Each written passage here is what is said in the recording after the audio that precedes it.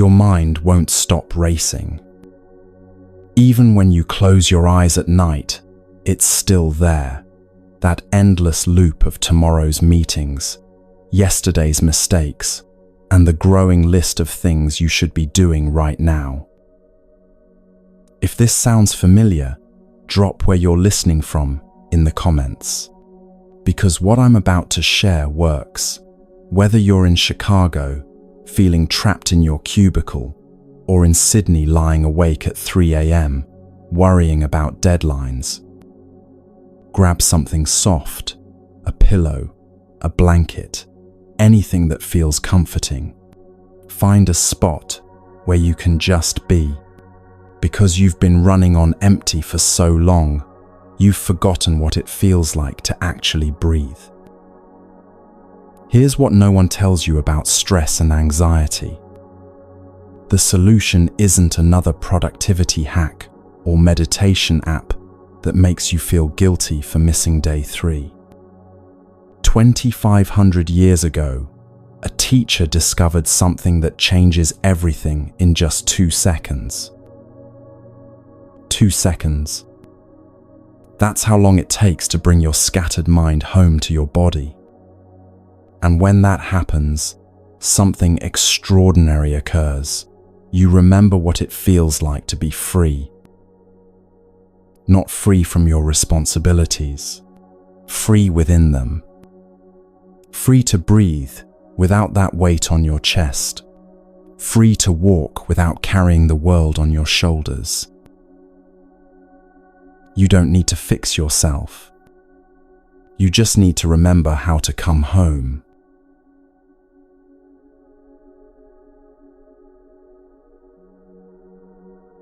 You've been breathing your entire life, but you've rarely been there for it. Right now, as you're listening to this, your body is here, but your mind is somewhere else entirely. Maybe it's caught in yesterday's regrets, or racing toward tomorrow's deadlines, or lost in the endless loop of things you should be doing. This is what happens to all of us. In our daily lives, very often our body is there, but our mind is elsewhere. Our mind lives in the future, trapped in our projects and plans. Our mind gets caught in the past, tangled up in anger, fear, and anxiety. Very seldom is our mind actually with our body. That is why, when you bring attention to your in-breath and breathe in, you bring your mind home to your body. This simple act, this returning, is the foundation of all freedom. But here's what changes everything. When you breathe in mindfully, you bring your mind home to your body. It takes only 2 or 3 seconds for your mind to come home to your body. 2 or 3 seconds. That's all. Your in-breath becomes like a vehicle, a gentle car, bringing your scattered mind back home to where your life is actually happening. And when mind and body are together, you are there. You are truly there, in the here and the now. And from this place of presence, you can get in touch with the wonders of life that are available right here, right now, for your transformation and healing. It's very easy to do, and it's also very pleasant. How wonderful to breathe in. Let's begin with the foundation. To breathe in and focus your attention only on your in-breath. Breathing in, I am aware of my in-breath. Breathing out, I am aware of my out-breath. This is the first exercise that every beginner practices. It's very easy, but it's also very deep. Because when you really focus your attention on your in-breath and out-breath, something beautiful happens. You release everything else. If you really pay attention to your in-breath, your in-breath becomes the only object of your mind. You are concentrated on your in-breath. You are mindful of your in-breath, and you release everything else. You release the past. You release the future. You release your projects, your worries, your endless mental commentary, and you become a free person. Therefore, freedom is possible with one in-breath. Mindfulness and concentration directed to your in-breath help you to release everything else, and you become a free person. Think about this for a moment. Right now, in your daily life, how often do you feel truly free? Free from the weight of your responsibilities, free from the chatter in your mind, free from the constant pressure to be somewhere else, doing something else. This freedom isn't something you have to earn or achieve. It's available right here, right now, with your very next breath. And if you want to keep that freedom, then you can breathe out also mindfully. Breathing out mindfully, you focus your attention on your out-breath. You are concentrated on your out-breath. Your mind is only with your out-breath. Everything else cannot cling to you. The past, the future, your worries, your fears. You are free from all of that.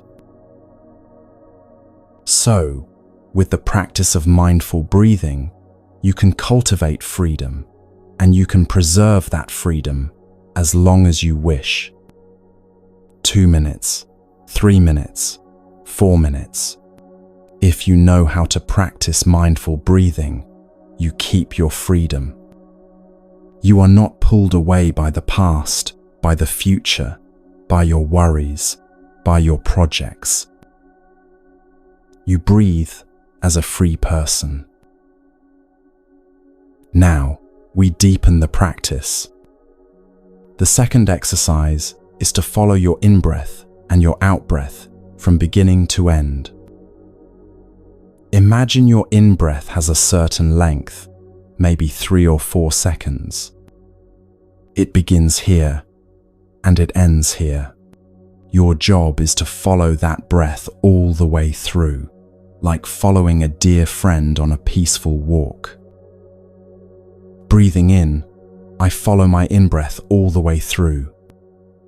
From the first moment it begins to the final moment, when my lungs are full. My mind stays with the breath completely. There is no interruption. Breathing out, I follow my out-breath all the way through. From the gentle beginning of the exhale to the natural pause before the next breath starts. Your mind follows very closely your in-breath and out-breath. There is no gap, no wandering, no distraction. You stick to your breath like a faithful companion. And breathing like that makes your mindfulness and concentration more solid, deeper. Your concentration grows stronger. And when you are more mindful, when you are more concentrated, then the pleasure of breathing becomes greater. Because breathing in and out can be very pleasant. If you suffer when you breathe in, that's not good practice. But when you breathe in and you feel pleasant, wonderful, when you enjoy your in-breath, you know that is good practice. To breathe and to be aware that you are alive, this can already bring you a lot of happiness. Because a person who is already dead does not breathe in anymore. As you breathe in, you know you are alive. And to be alive is a miracle. It is the greatest of all miracles. And that insight alone can bring tremendous happiness. Just to sit there and breathe can make you happy already. So the very first exercise of mindful breathing can already generate mindfulness, concentration, and bring you a lot of happiness.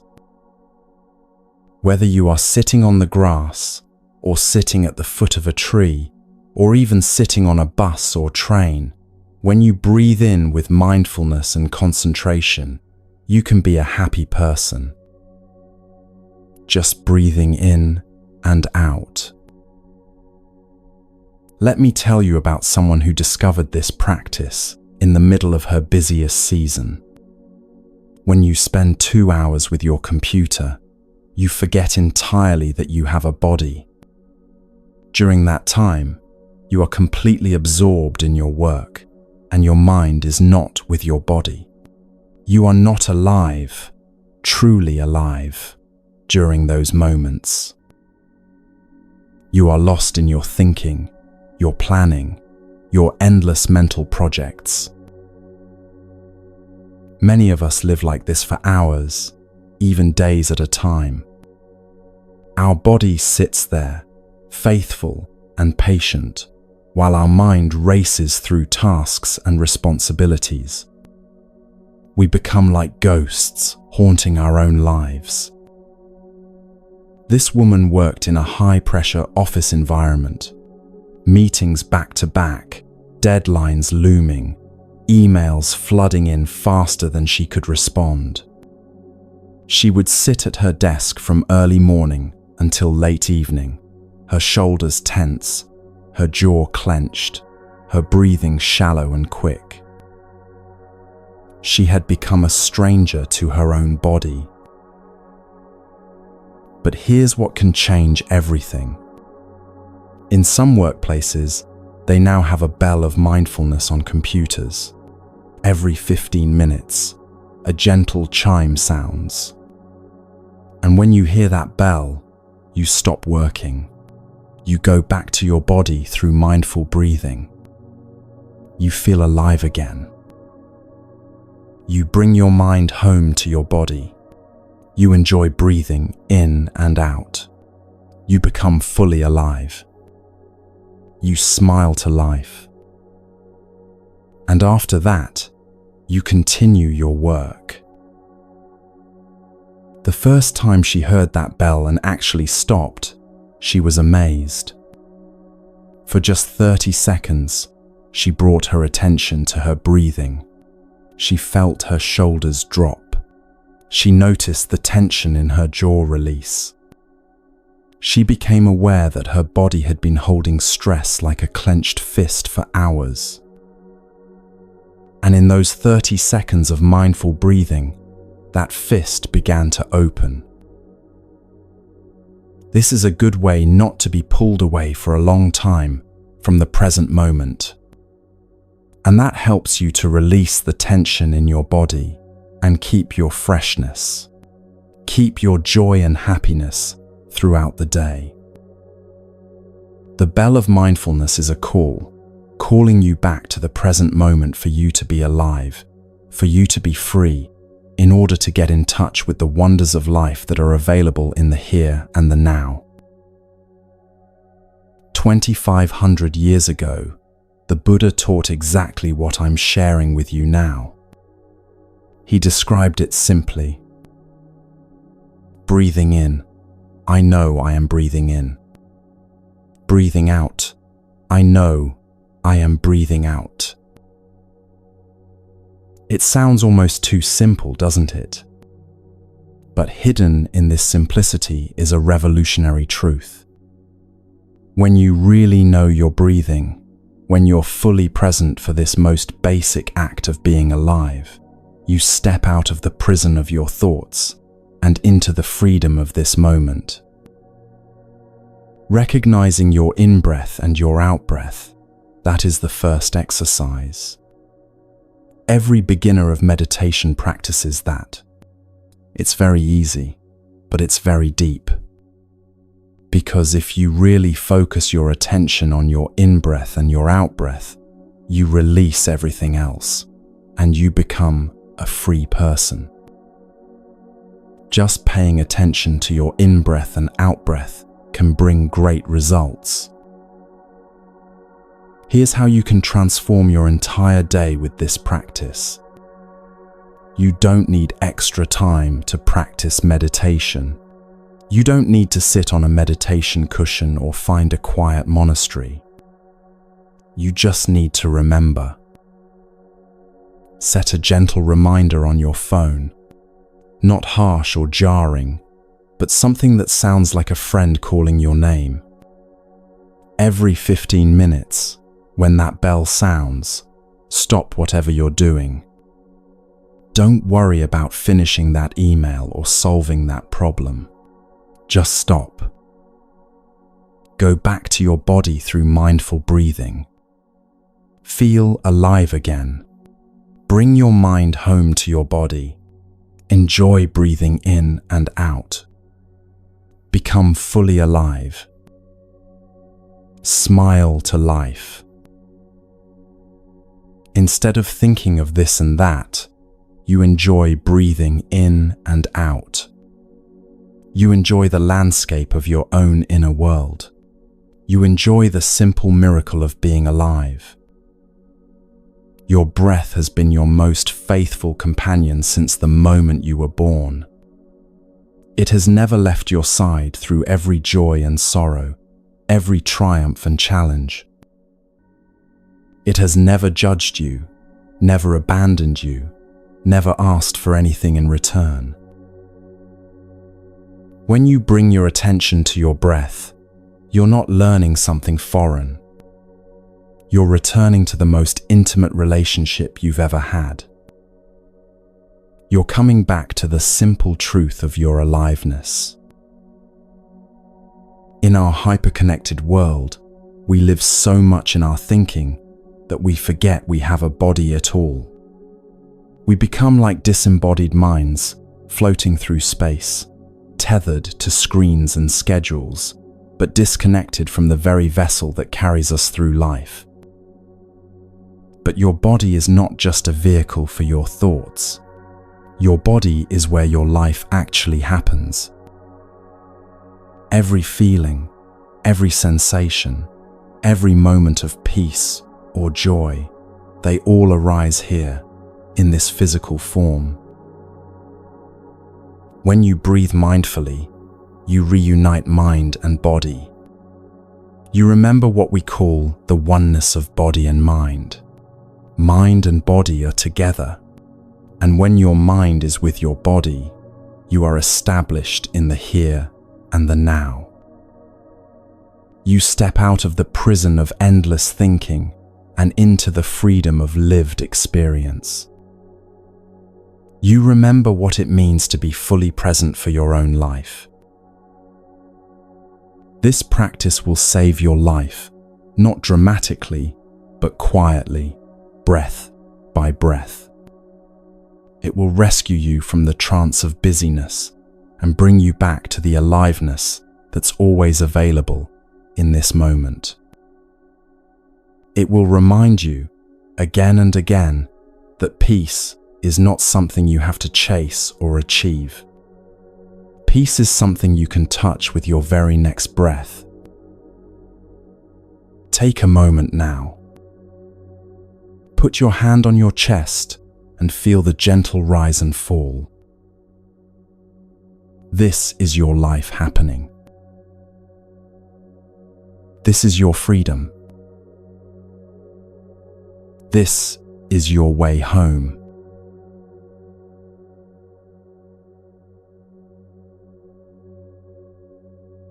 Your body has been waiting for you. Right now, as you listen to these words, it's been patiently holding space for your return, like a loyal friend who never gave up hope that you'd remember to come home.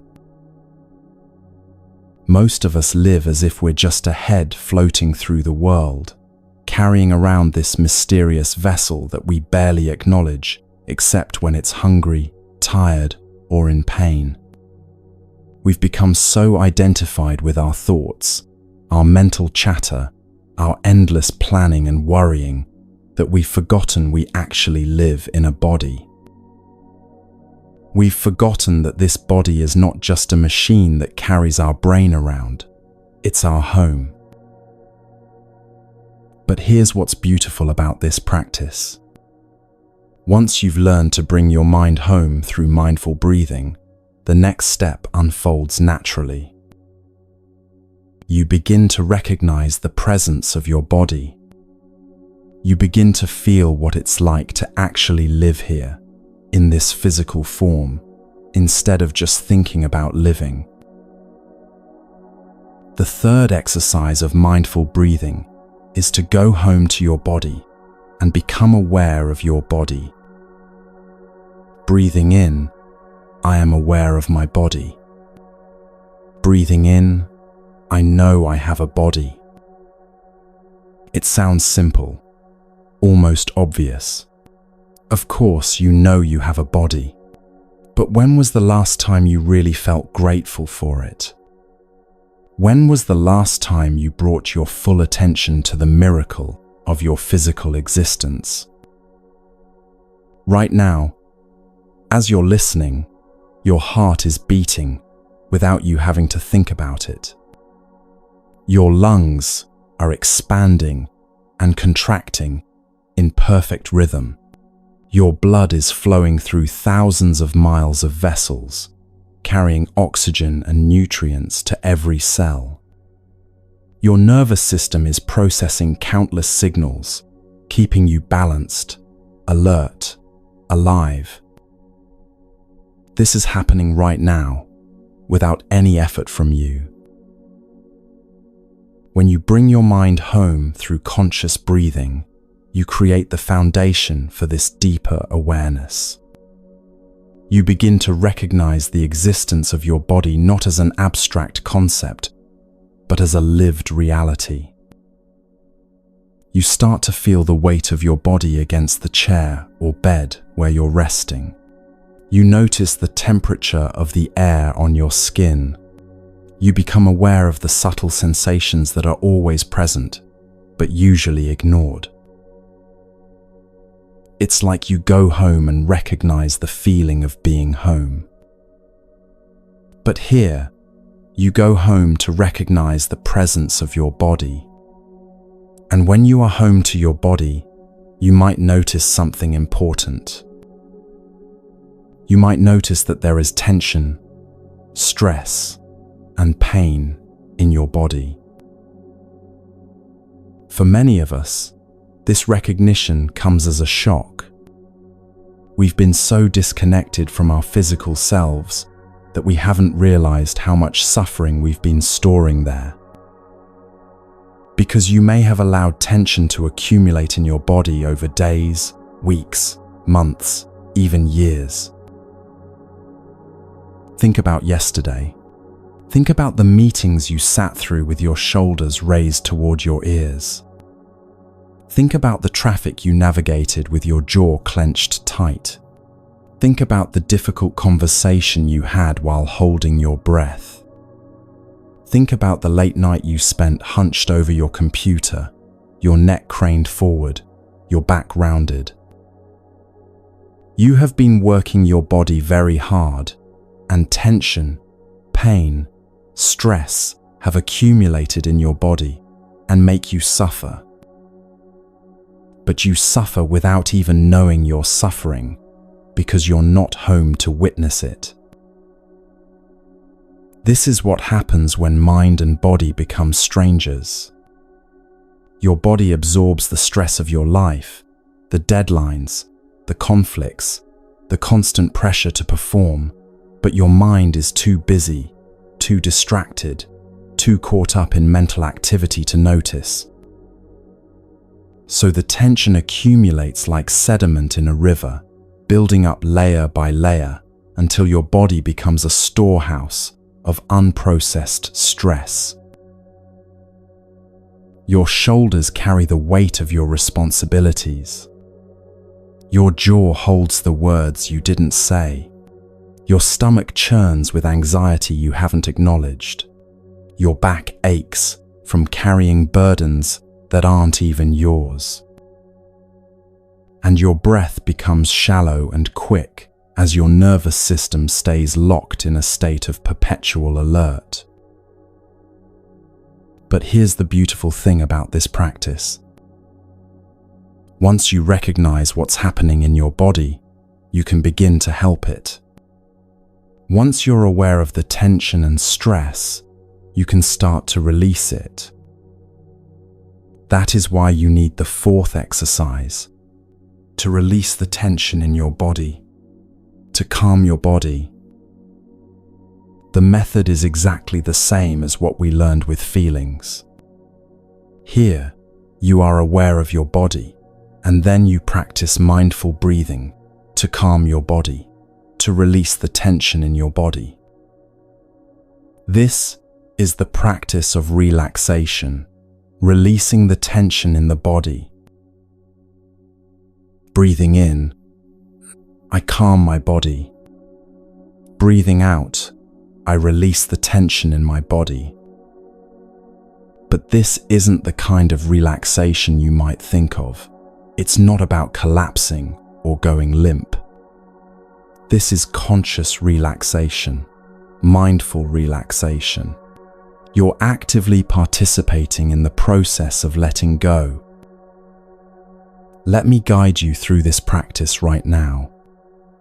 If you're able to, adjust your position so you're as comfortable as possible.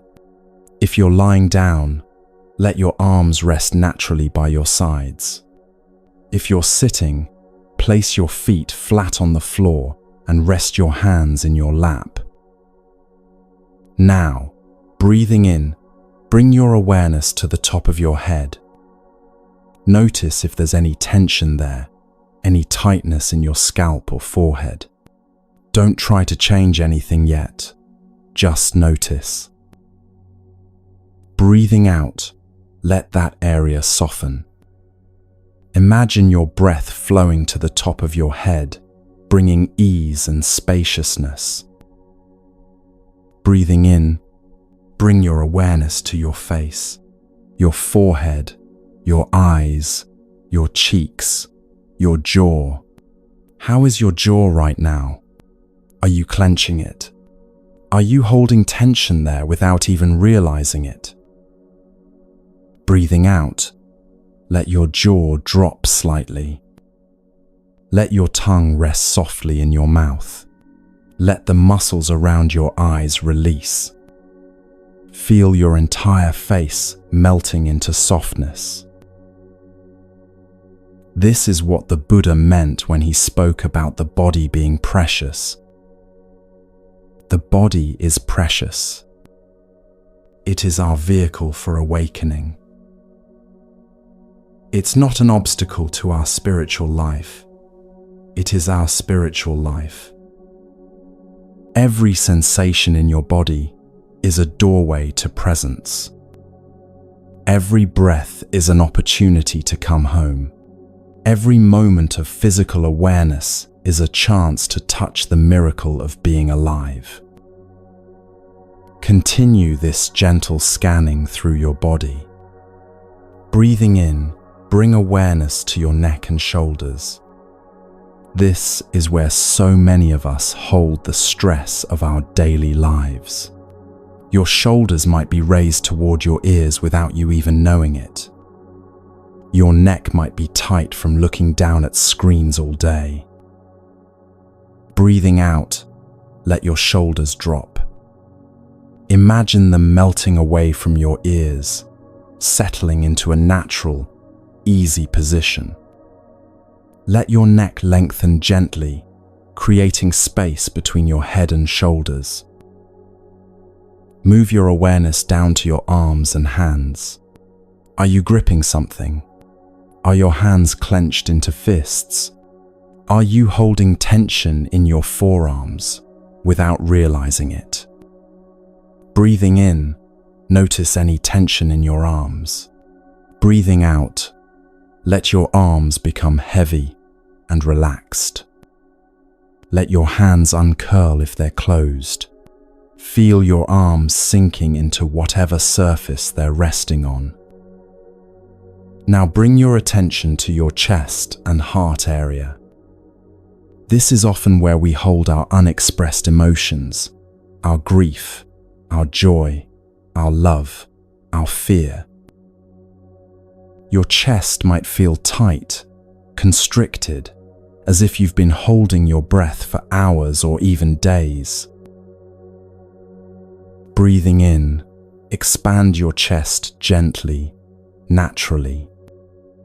Breathing out, let your chest settle and release. Feel your heart beating steadily, faithfully, keeping you alive moment after moment. Send a silent thank you to your heart for its constant, loyal service. Let me tell you about someone who discovered just how much tension she had been carrying. She was a teacher, someone who spent her days taking care of others, her students, her colleagues, her family at home. She was so focused on everyone else's needs that she had completely ignored the messages her own body was sending her. She would wake up each morning already feeling tired, her shoulders tight, her back aching. Throughout the day, she would push through discomfort, ignoring the signals her body was sending because there was simply too much to do. By evening, she felt like she was carrying the weight of the world on her shoulders, and in many ways, she was. The first time she practiced this body awareness exercise, she was amazed by what she discovered. As she brought her attention to different parts of her body, she realized she had been holding tension in places she didn't even know existed. Her tongue was pressed against the roof of her mouth. Her shoulders were practically touching her ears. Her stomach was clenched like a fist. She had been living in a state of physical stress for so long that it had become her normal. But here's what was beautiful about her discovery. Once she became aware of this tension, she could begin to release it. With each conscious breath, she could send relaxation to the areas that needed it most. She could participate in her own healing.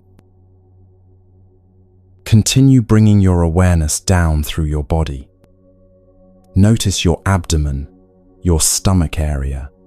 This is often called our second brain because of all the nerve endings here. How does your belly feel right now? Are you holding it in? Are you bracing against some imaginary threat? Breathing in, let your belly be soft and natural. There's no need to hold it tight or suck it in. Breathing out, let it release completely. Feel your breath moving all the way down into your belly, expanding it gently on the inhale, letting it settle on the exhale. Move your attention to your lower back, your hips, your pelvis. This area holds so much of our foundational stress, the pressure of sitting too long, the weight of responsibility, the tension of always being on. Breathing in, send your breath to your lower back. Breathing out, let that entire area soften and release. Feel your hips settling, your pelvis relaxing into whatever surface you're on. Finally, bring your awareness to your legs and feet, your thighs, your knees, your calves, your ankles, your feet. These are the parts of your body that carry you through the world every day. They deserve your gratitude and attention. Breathing in, appreciate your legs for all they do for you. Breathing out, let them become completely heavy and relaxed. Let your feet uncurl if your toes are clenched. Feel your entire lower body sinking into relaxation. This practice of body awareness This coming home to your physical self is not just about relaxation.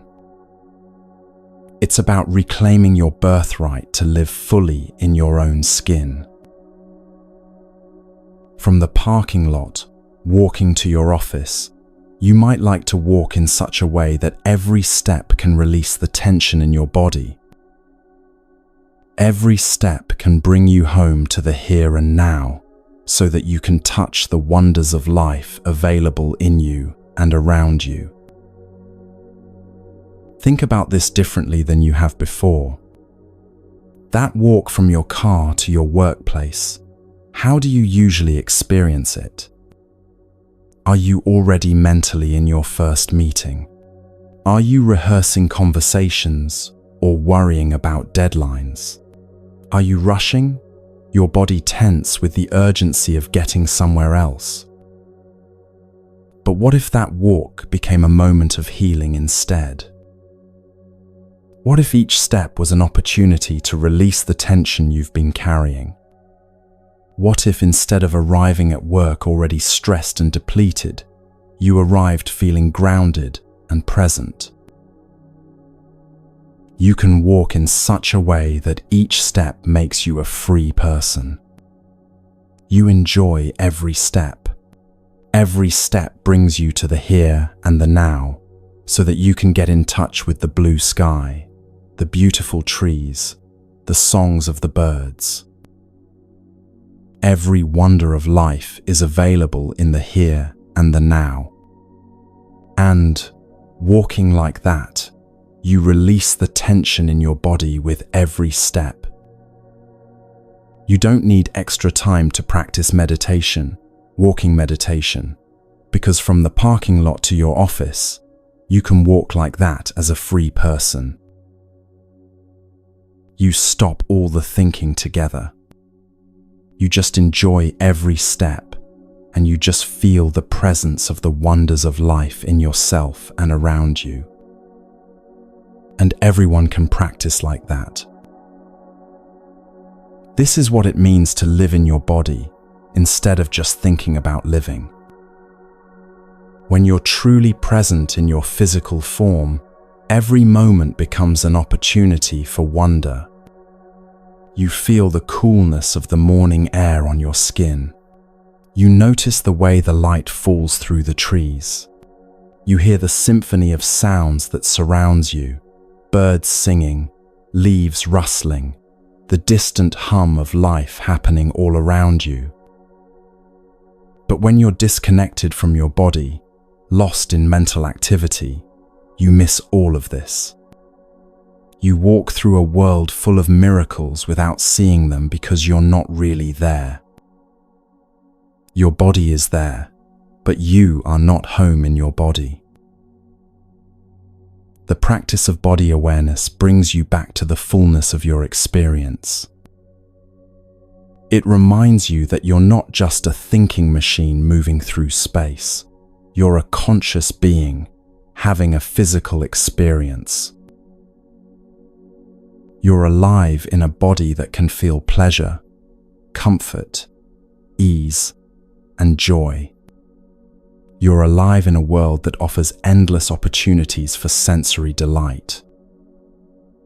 When you practice like this regularly, when you make coming home to your body a daily ritual, something beautiful begins to happen. You start to catch tension before it accumulates.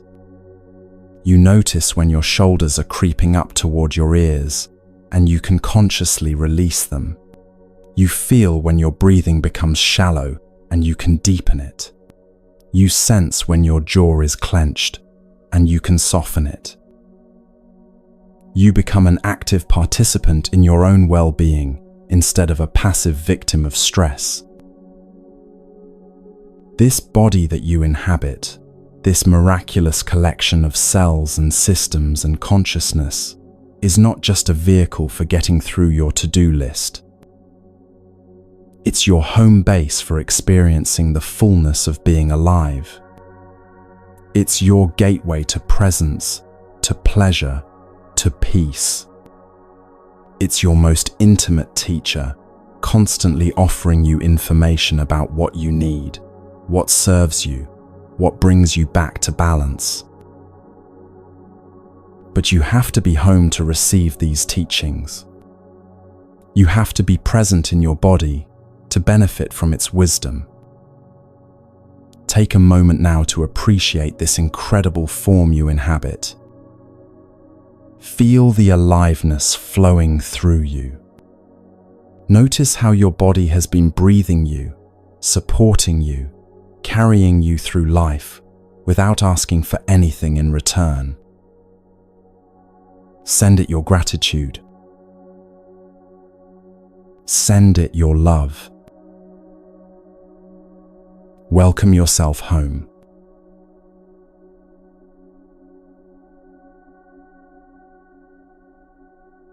There's a secret hiding in plain sight, woven into the most ordinary act of your day. Every morning, you walk from your car to your office, from your bed to your kitchen, from one room to another, completely unaware that each step could be a doorway to freedom. Right now, think about how you usually walk. Where is your mind when your feet are moving? Are you mentally rehearsing the day ahead? Are you replaying yesterday's conversations? Are you already at your destination before your body has even arrived? Most of us walk like we're being chased by time itself. We rush from place to place, our minds racing even faster than our feet, completely disconnected from the simple miracle of movement. We treat walking as nothing more than transportation, a necessary inconvenience between where we were and where we think we need to be. But here's what changes everything. If one in-breath can bring you home to your body, to the here and now, then one step you make can also bring you home to the here and now. Every step is an opportunity to arrive, not at your destination, but in your life. You arrive in the here and now with every step. Your destination is not the office, the workplace, the store, the meeting. Your destination is in the here and now. And every breath, every step brings you home to the here and now so that you can be alive. This is perhaps one of the most radical shifts in perspective you can make. Instead of walking to get somewhere, you walk to be somewhere. Instead of treating your steps as the means to an end, you recognize each step as complete in itself. Because we know that the past is already gone and the future is not yet there. There is only one moment when you can be truly alive. That is the present moment. And you have an appointment with life in the present moment. And if you miss the present moment, you miss your appointment with life, which is very serious. Think about this for a moment. You have an appointment with life, not next week, not when you retire, not when you finally get everything figured out. Right now, in this moment, and if you're not present for this appointment, you're essentially standing up life itself. You run to the future, you take refuge in the past, and you miss the present moment. There are those of us who are caught in the past, who have no capacity to get out of the prison of the past in order to enjoy life in the present moment. There are those of us who are caught in the prison of the future, who only think of the future. We don't think that happiness is possible in the present moment. Let me tell you about someone who discovered the profound difference between walking to escape and walking to arrive. She was a commuter, like so many of us. Every morning, she would park her car in the same parking garage and walk the same route to her office building.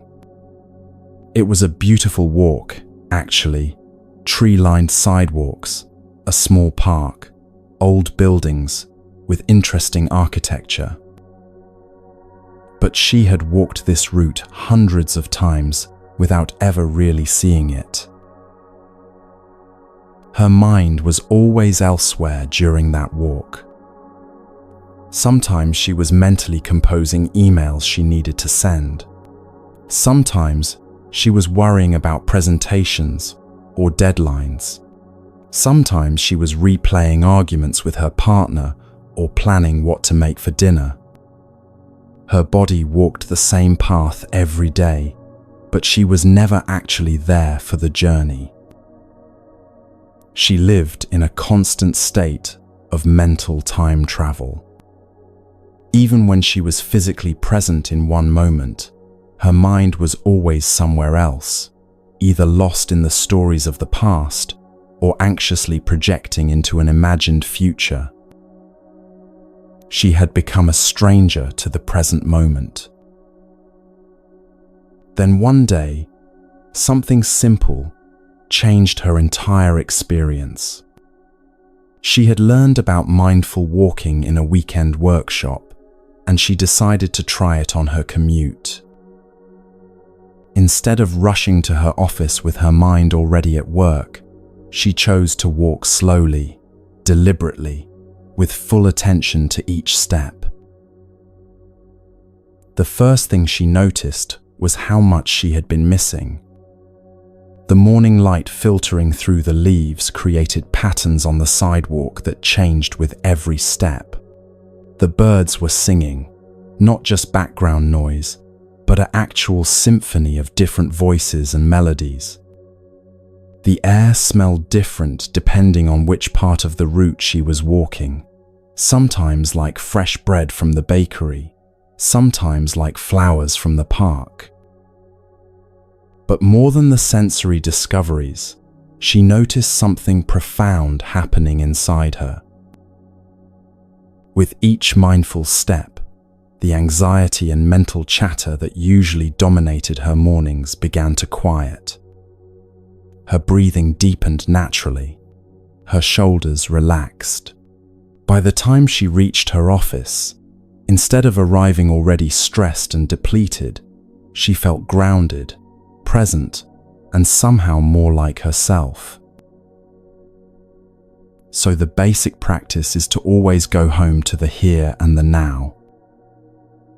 And the practice of mindful breathing, mindful walking, can bring you home to the here and the now.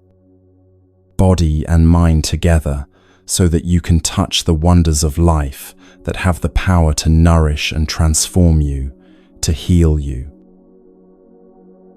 From the parking lot, walking to your office, you walk in such a way that each step makes you a free person. You enjoy every step.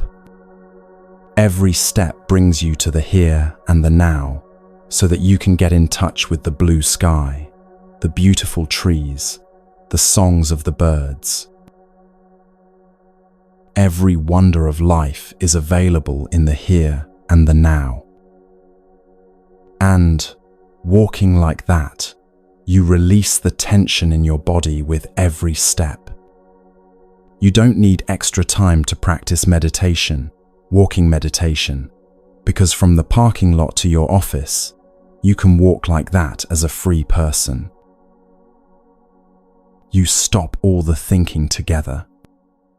You just enjoy every step, and you just feel the presence of the wonders of life in yourself and around you. And everyone can practice like that. This is walking as freedom practice. Each step becomes an act of liberation, freeing you from the prison of past regrets and future anxieties, bringing you back to the only place where life actually happens. There's a beautiful teaching that captures this perfectly. Peace is every step. The shining red sun is my heart. These words remind us that peace isn't a destination we're walking toward. It's available in each step we take. The vitality, the aliveness, the joy we're seeking isn't somewhere else. It's right here, in this moment, in this step.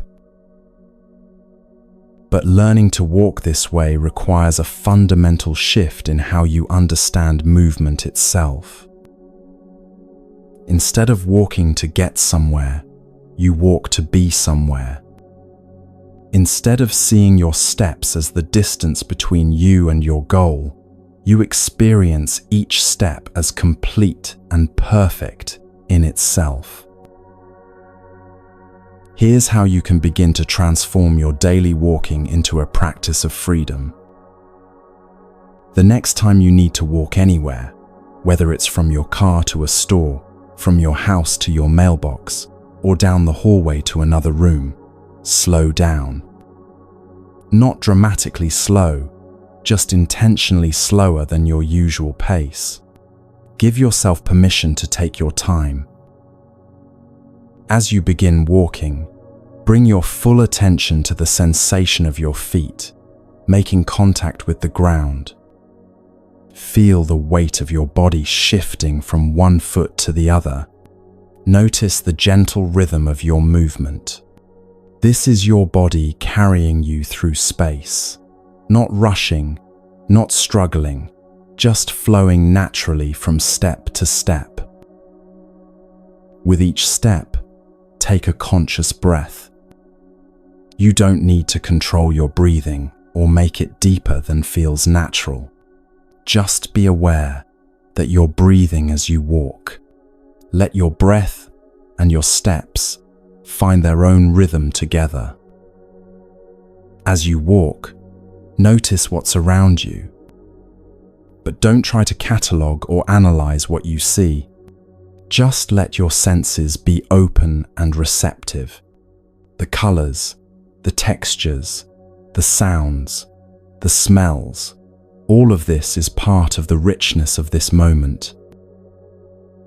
If your mind starts to wander, and it will, gently bring your attention back to your steps, back to your breathing, back to the here and now. This isn't about perfect concentration. It's about returning again and again to presence. When you practice walking like this, something beautiful begins to happen. Your daily movement becomes a form of moving meditation. Every journey, no matter how short, becomes an opportunity to touch the wonders of life that are always available in the present moment. You start to notice things you've been walking past for years without seeing. The way the light changes throughout the day, the different qualities of air in different seasons, the subtle sounds that create the soundtrack of your daily life. The amazing fact that your body knows how to walk without you having to think about it. But more than the external discoveries, you begin to touch something profound within yourself. You remember what it feels like to be fully present in your own life. You experience the deep satisfaction that comes from being exactly where you are, instead of always wishing you were somewhere else. This practice transforms not just how you walk, but how you live. When you learn to find peace in each step, you develop the capacity to find peace in each moment. When you practice being present during the simple act of walking, you strengthen your ability to be present during all the other activities of your day. And here's something wonderful about this practice. It doesn't require any special equipment, any particular location, or any extra time. You're going to walk anyway. You might as well walk as a free person.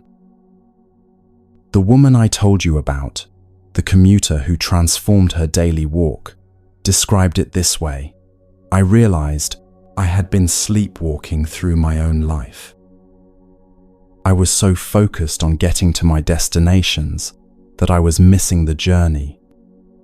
And the journey is all we really have. She continued this practice for months, and it began to affect other areas of her life. She found herself more patient in conversations, more attentive to the people she loved, more able to handle stress without being overwhelmed by it. By learning to be present during her daily walk, she had learned to be present in her daily life. This is the power of mindful walking. It's not just about the 10 or 15 minutes you spend moving from one place to another. It's about cultivating a way of being that transforms every moment. When you walk mindfully, you practice arriving instead of rushing. You practice presence instead of escape. You practice gratitude instead of complaint. You practice peace instead of anxiety. These few minutes of mindful walking, these simple steps taken with full attention, become a daily lesson in how to live. Right now, wherever you are, you have the opportunity to practice this. If you're lying down, you can bring this same quality of attention to the simple movement of shifting position. If you're sitting, you can notice the feeling of your feet on the floor, the weight of your body in the chair. If you're able to stand and take a few steps, do so with the full awareness that each step is bringing you home to this moment. Remember, your destination is not somewhere else. Your destination is here. Your destination is now. And every step you take with awareness, every breath you take with presence, brings you closer to the life that's actually available to you in this moment.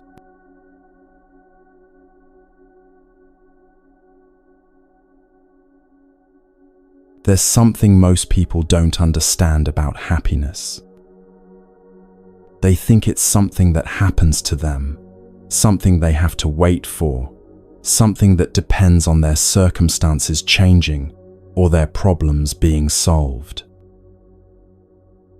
But what if I told you that happiness is actually something you can generate, like turning on a light switch whenever you choose? This might sound impossible right now, especially if you're going through a difficult time. You might be thinking, how can I generate happiness when I'm stressed about money, or struggling in my relationship, or worried about my health? But this is exactly when this practice becomes most valuable. The fifth exercise of mindful breathing is to generate a feeling of joy. The sixth exercise is to generate happiness. A good practitioner can always bring about a feeling of joy whenever she wants. A good practitioner can always generate a feeling of happiness whenever he wants. And how? It's not too difficult. Because when you practice mindful breathing and you breathe in and you bring your mind home to your body, you become fully present in the here and the now. You realize what we call the oneness of body and mind. Mind and body are together, and when your mind is with your body, you are established in the here and the now. That's the first step. And when you are established in the here and the now, you are in a position to recognize the many wonders of life, the many conditions of happiness that you already have. This is the secret that changes everything. Most of us do not believe that happiness is possible in the here and the now. We need to run to the future in order to get some more, and that is why we sacrifice the present moment for the sake of the future. But going home to the here and now, you will be able to recognize the many conditions of happiness that are already available to you. More than enough for you to be happy in the here and the now. More than enough. Let me share with you a story about someone who discovered this truth in the most unexpected way. She was going through what felt like the worst period of her life. Her marriage was falling apart, she had just lost her job, and she was facing some serious health concerns. Every morning, she would wake up with a heavy heart, immediately flooded with anxiety about all the problems she needed to solve. One day, feeling completely overwhelmed, she called her sister for support. Instead of offering sympathy or advice, her sister said something unexpected. "I want you to do something that might sound crazy. Take a piece of paper and write down everything in your life that you're grateful for. Everything that's actually working. Everything that you have, instead of focusing on what you don't have." At first, she resisted. "How can I focus on gratitude when everything is falling apart?" she asked. But her sister insisted, "Just try it. What do you have to lose?" So, she sat down with a piece of paper, expecting to write maybe 5 or 10 things. She started with the obvious ones: her health, her children, her home. But as she continued writing, something remarkable began to happen. She wrote about her morning coffee and how much pleasure that simple ritual brought her. She wrote about her neighbor who always smiled and waved when she saw her. She wrote about her ability to read, to walk, to hear music. She wrote about the tree outside her window and how beautiful it looked in different seasons. She wrote about her childhood memories, her favorite books, the feeling of warm water in the shower. 1 page wasn't enough. 2 pages weren't enough. 3 pages weren't enough. As she wrote, something shifted inside her. The heavy feeling in her chest began to lighten. Her breathing deepened. For the first time in weeks, she felt a genuine smile cross her face. She realized that even in the midst of her difficulties, she was surrounded by gifts, by wonders, by conditions of happiness. This is what happens when you become present enough to recognize what's already here. You are luckier than many people in the world. And if you are not happy in the here and now, that's because you are not there in order to recognize them. The French have a song about this. Qu'est-ce qu'on attend pour être heureux? Why do we have to wait in order to be happy? Because in the here and the now, there are so many conditions of happiness that are already available. So to generate a feeling of joy is always possible when you touch the conditions of happiness that are already available to you. Your eyes, still in good condition, is already a condition of happiness. You just open your eyes and you see the face of your beloved one. You see the blue sky, you see the trees, you see the hills, you see the river and the stars. So your eyes is one condition of happiness. And there are plenty of them in your body, conditions of happiness. There are plenty around you. And if you are in the here and now, you can touch many of them. And to generate a feeling of joy or happiness is something very easy to do at any time. Think about this right now. Your eyes, these remarkable organs that allow you to see color, light, movement, beauty. Without them, you wouldn't be able to see the face of someone you love, or watch a sunset, or read words that inspire you. Yet how often do you appreciate them? How often do you feel genuine gratitude for the gift of sight? Your ears, they allow you to hear music, laughter, the voice of a friend calling your name. They let you hear the rain, the birds singing, the gentle rhythm of your own breathing. Your hands, they can touch, hold, create, comfort. Your heart, it beats faithfully, moment after moment, without you having to think about it. Each of these is a condition of happiness that's available to you right now. But here's the practice. You need to have some mindfulness and concentration in you to recognize these gifts. And you know very well that to have that energy of mindfulness and concentration, you can practice mindful breathing, mindful walking. So that is the fifth exercise of mindful breathing, to generate a feeling of joy whenever you want. The sixth exercise is to generate a feeling of happiness whenever you want. And this is the art of happiness. Creating moments of joy. Creating moments of happiness for you and for the other person. If you are not joyful, if you are not happy, you do not have much to offer to him or to her. So to practice generating joy and happiness for you, you have something to offer to him or to her. This understanding changes everything about how you approach relationships and how you move through the world.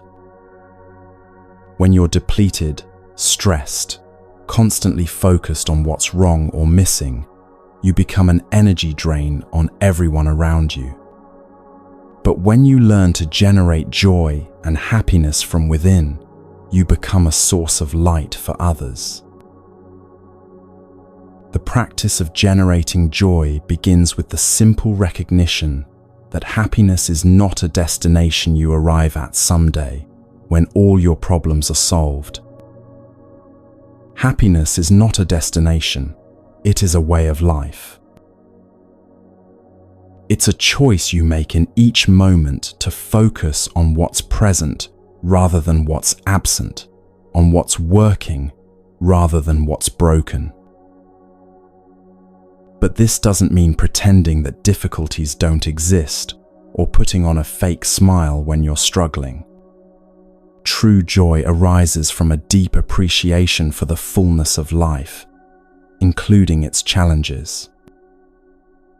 It comes from the recognition that even in difficult times, there are still wonders available, still gifts to be grateful for, still moments of beauty to be touched.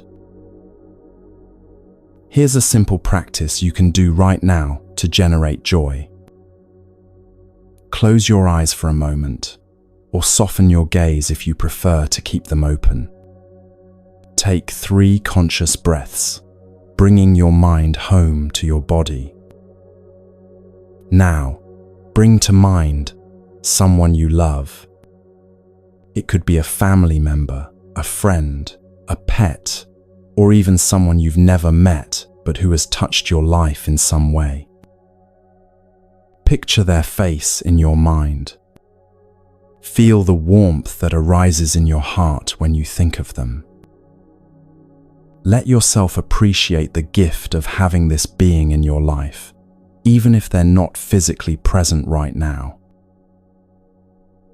Notice how this simple act, just bringing someone you love to mind, can immediately shift your internal state. The love you feel for them is a condition of happiness that's always available to you. It doesn't depend on whether they're in the room, whether they're in a good mood, or whether your relationship is perfect. The love itself is yours to access whenever you choose. Now expand this awareness. Think about your capacity to experience beauty. Remember the last time you saw something that took your breath away, a sunset, a child's laughter, a piece of music that moved you. That capacity for awe, for appreciation, for being touched by beauty, that's another condition of happiness that lives within you. Think about your ability to learn, to grow, to change. Even if you're going through difficulties right now, you have the remarkable capacity to adapt, to heal, to discover new strengths within yourself. This resilience, this potential for transformation, this too is a gift. Think about this moment itself. You're alive. You're breathing. Your heart is beating. You have the ability to listen, to reflect, to choose how you want to respond to your circumstances. This consciousness, this aliveness, this very capacity to experience, it's extraordinary. When you practice like this regularly, when you make it a habit to recognize and appreciate the conditions of happiness that are already present, something beautiful begins to happen. You stop waiting for happiness to come from outside circumstances. You stop believing that you'll be happy when you get the promotion, or lose the weight, or find the perfect relationship, or solve all your problems. You realize that happiness is available right here, right now, in this imperfect, complicated, beautiful moment. This doesn't mean you stop working toward goals or trying to improve your life. It means you stop postponing your happiness until some imaginary future when everything will be perfect. It means you learn to find joy in the journey itself, not just in arriving at destinations. The woman I told you about, the one who made the gratitude list during her difficult time, continued this practice even after her circumstances improved. She said it changed not just how she felt, but how she saw. I realized I had been living like a poor person in a mansion, she explained. I was so focused on the few things that were broken that I couldn't see all the incredible things that were working perfectly. This is the gentle alchemy of joy and happiness. You don't have to manufacture false positivity or pretend difficulties don't exist. You simply learn to balance your awareness. You give equal time to appreciating what's present as you do to working on what needs to change. You remember that even in the midst of challenges, you are surrounded by miracles. Take a moment now to generate joy for yourself. Look around you with fresh eyes, as if you're seeing your environment for the first time. Notice the light, the colors, the textures. Feel grateful for your ability to perceive all of this beauty. Feel your breath moving in and out of your body. Appreciate this body that carries you through life so faithfully. Send a smile to yourself, to your life, to this moment, exactly as it is. This is your happiness. not the happiness you'll have someday when everything is perfect. The happiness that's available right now, generated from within, independent of circumstances. This is your joy, your light, your gift to yourself and to the world.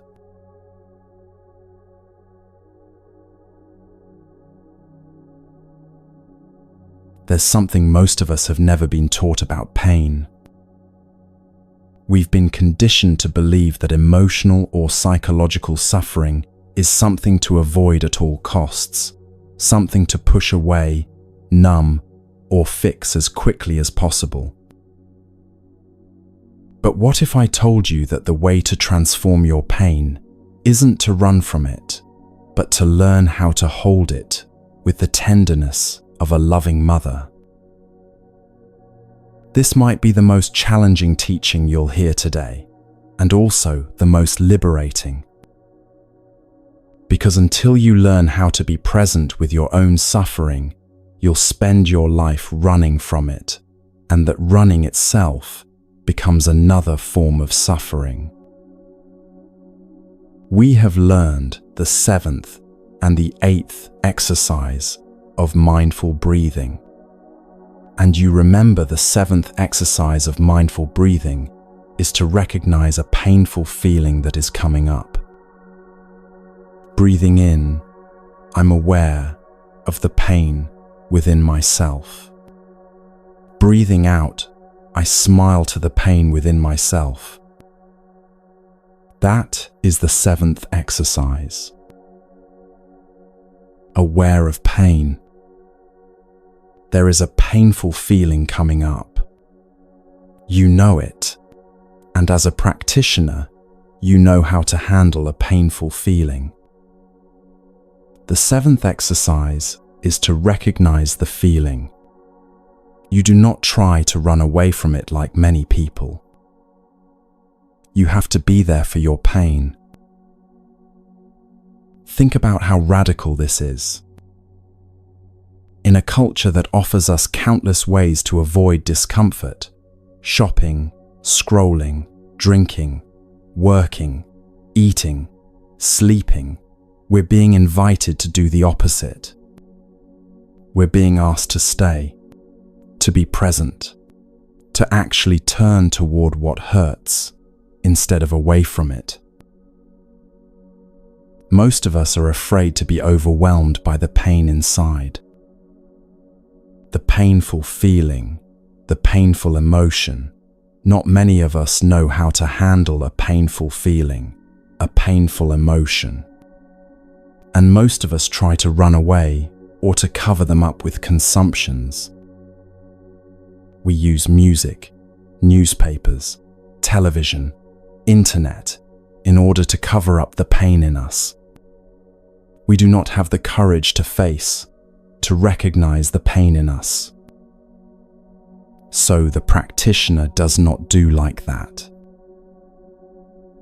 Let me tell you about someone who discovered this truth in the most unexpected way. He was a successful businessman, someone who had built his entire identity around being strong, competent, and in control. For years, whenever difficult emotions arose, anger, sadness, fear, disappointment, he would immediately distract himself with work. If he felt angry after a difficult meeting, he would dive into his email. If he felt lonely on the weekends, he would organize social events or travel. If he felt anxious about the future, he would make more plans, set more goals, work longer hours. This strategy worked for a while. He was productive, accomplished, busy, but underneath all that activity, the unprocessed emotions were accumulating like water behind a dam. And one day, the dam broke. It started with what should have been a minor frustration at work. A colleague had made a mistake on a project, nothing catastrophic, easily fixable. But instead of his usual controlled response, he found himself overwhelmed with rage. Not just irritation or disappointment, pure, consuming anger that seemed completely disproportionate to the situation. For the first time in his adult life, he couldn't push the feeling away. It was too big, too powerful. All his usual distractions, work, exercise, entertainment, felt hollow and ineffective. The anger stayed with him for days, and beneath it, he began to sense something even more unsettling, a deep well of sadness that he had been avoiding for years. That's when he learned about the practice of embracing painful emotions with mindfulness. At first, it seemed impossible. How could he intentionally turn towards something that felt so overwhelming? But he was desperate enough to try. He practices mindful breathing, he practices mindful walking, and generating the energy of mindfulness. And with that energy of mindfulness, he's stronger. He can go home to himself and recognize the pain and embrace it like a mother embracing her ailing baby. This is the key insight that changes everything. When you practice mindful breathing and walking, you generate what we call the energy of mindfulness. This energy is like building up your inner strength, your capacity to be present with whatever arises. And when you have this energy of mindfulness, you become strong enough to face your own pain without being overwhelmed by it. So the seventh exercise is breathing in. I am aware of the painful feeling in me. Breathing out, I embrace the painful feeling in me. There is the energy of pain, and there is the energy of mindfulness generated by the practice of breathing or walking. So it is the second energy that is recognizing the first energy. Think of it this way. You have two energies present, the energy of your pain, your anger, your sadness, your fear, and the energy of your mindfulness, your capacity to be present, aware, and compassionate. The practice is not to fight the pain or try to make it disappear. The practice is to strengthen the energy of mindfulness so that it can hold the energy of pain with tenderness. The eighth exercise is to calm down the painful feeling, the way a mother is holding her ailing baby. So mindfulness is a kind mother, or big brother, or big sister, holding the child of suffering. This metaphor is profound and healing. When a baby cries, a loving mother doesn't try to make the baby stop crying by force. She doesn't ignore the baby or leave the room. She doesn't get angry at the baby for being in pain. Instead, she picks up the baby tenderly and holds it close to her heart. The first thing you do is to use the energy of mindfulness to recognize the pain. And the second thing you do is to embrace your pain tenderly, like a mother holding her baby. A mother has the energy of tenderness, and that energy of tenderness penetrates into the body of the baby. The baby suffers less. After a few minutes, the baby may stop crying because the energy of tenderness has penetrated into the energy of pain. So, with the practitioner who knows how to generate the energies of mindfulness and concentration, it is possible to recognize, embrace the pain, and calm it down. When the businessman first tried this practice, he was amazed by what happened. Instead of trying to push away his anger, he sat quietly and brought his full attention to it. He breathed mindfully and said to his anger, "I see you. I know you're here. I'm not going to run away from you anymore." At first, the anger seemed to get stronger, as if it were saying, "Finally, someone is paying attention to me." But as he continued to breathe mindfully and hold the anger with gentle awareness, something remarkable began to happen. The anger began to soften. And underneath it, he discovered what the anger had been protecting, a deep sadness about feeling disconnected from the people he loved. By the practice of mindful breathing, mindful walking, you can stay with your pain and you can calm it down. And you are not overwhelmed by the pain because you do have a kind of energy that has the power to recognize and to embrace. And everyone can generate the energies of mindfulness and concentration with the practices of mindful breathing, mindful walking. Mindfulness of breathing, mindfulness of walking, that is the practice. But why do we run from pain in the first place? Understanding this can help us develop compassion for our own patterns of avoidance. We run from pain because we've never been taught how to be with it skillfully. Most of us learned early in life that emotional pain was something to be avoided, minimized, or quickly fixed. When we were children and we felt sad or scared or angry, well-meaning adults often tried to distract us or cheer us up rather than helping us learn how to be present with difficult emotions. We also run from pain because we fear it will overwhelm us or last forever. We don't trust our own capacity to handle difficult emotions, so we develop elaborate strategies to avoid them. But here's what we discover through practice. When we learn to be present with our pain in a mindful, compassionate way, it naturally begins to transform. After having held the baby for a few minutes and helping the baby to suffer less, the mother can find out what is wrong with the baby. The baby may have a fever, or the baby may be hungry. After having discovered that, the mother can change the situation very quickly. And after having used the energies of mindfulness and concentration to embrace your pain and calm it down, you get the insight as to why there is that kind of pain in yourself. And you can find the roots of the pain in yourself.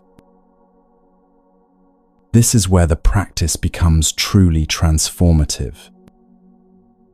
When you stop running from your pain and learn to hold it with mindful compassion, you begin to understand it.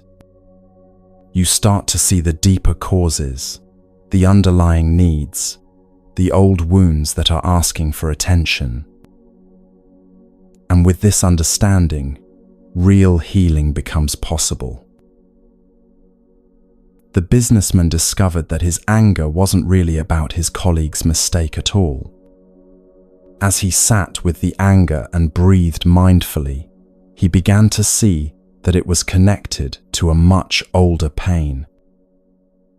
He remembered being a child and feeling invisible in his family, where achievement was the only way to get attention and love.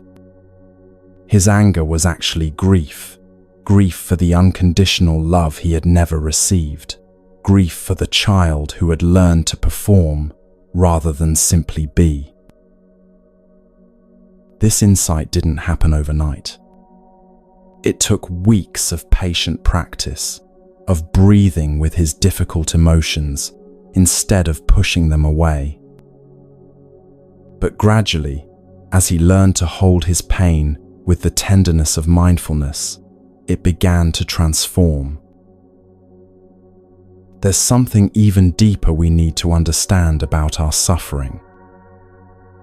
Your suffering may carry within itself the suffering of your father, of your mother, of your ancestors. And understanding your suffering, you understand the suffering of your mother, your father, and your ancestors. Maybe father and mother did not know how to transform the suffering, and that is why they have transmitted that block of suffering to us. And we don't know why we suffer that much. The fact is that the suffering in us carries within itself the suffering of our father, our mother, our ancestors, and our nation. That's sure. This understanding brings a profound shift in perspective. Your pain isn't just personal, it's part of a larger web of inherited suffering that has been passed down through generations. When you learn to embrace and transform your own pain, you're not just healing yourself. You're healing the ancestral patterns of suffering that flow through your family line. The Buddha taught, if you want to know your past, look at your present. If you want to know your future, look at your present. This means that the pain you're experiencing now contains the seeds of all the unhealed pain from your past. And how you relate to your pain now will determine whether you pass it on to future generations or transform it into wisdom and compassion. And that is why we need to have the time to listen to our own suffering and to understand. And in order to listen, you need mindfulness and concentration, so that you are not afraid of being overwhelmed by the suffering inside. Looking deeply and listening deeply is the act of meditation. To meditate is to have the time to look and to listen. And the object of meditation is our own suffering, our own pain. This is perhaps the most important point of all. Real meditation isn't about escaping from your problems or achieving some blissful state where you never feel pain. Real meditation is about developing the courage and capacity to be present with whatever arises, including your deepest suffering. And if you continue to look, to listen to your pain, your suffering, you come to understand. And understanding will always bring compassion. This is the ultimate transformation. When you learn to hold your own pain with mindful compassion, you naturally develop compassion for others who are suffering. You begin to see that everyone who acts from anger, fear, or cruelty is actually a person in pain who doesn't know how to handle their suffering skillfully. Instead of judging them, you want to help them. The businessman's transformation continued over months. As he learned to embrace his own anger and sadness with mindfulness, something beautiful began to happen in his relationships. When his colleagues made mistakes, instead of feeling irritated, he felt compassion for the stress they might be under. When his family members acted out, instead of taking it personally, he could see their behavior as an expression of their own unhealed pain. He began to understand what the Buddha meant about the lotus and the mud. In Buddhist teaching, the lotus flower is a symbol of enlightenment because it grows from mud but blooms into something beautiful. The mud isn't the enemy of the lotus, it's the very condition that makes the lotus possible. In the same way, your suffering isn't an obstacle to your awakening. When you learn to embrace it with mindful compassion, it becomes the compost for wisdom, understanding, and love. Take a moment now to practice this gentle embrace. Bring to mind some difficulty in your life. It doesn't have to be the biggest or most painful thing, just something that's present for you right now. Instead of trying to solve it or make it go away, just breathe mindfully and say to it, "I see you. I know you're here. I'm not going to run away from you." Breathe in and wrap your difficulty in the energy of mindfulness. Breathe out and hold it like a mother holding her crying child. You don't need to fix anything right now. You just need to be present to offer the gift of your compassionate attention. This is how suffering transforms into wisdom. This is how pain becomes the doorway to a more compassionate heart. This is how you break the cycle of inherited suffering and become a source of healing for yourself and the world.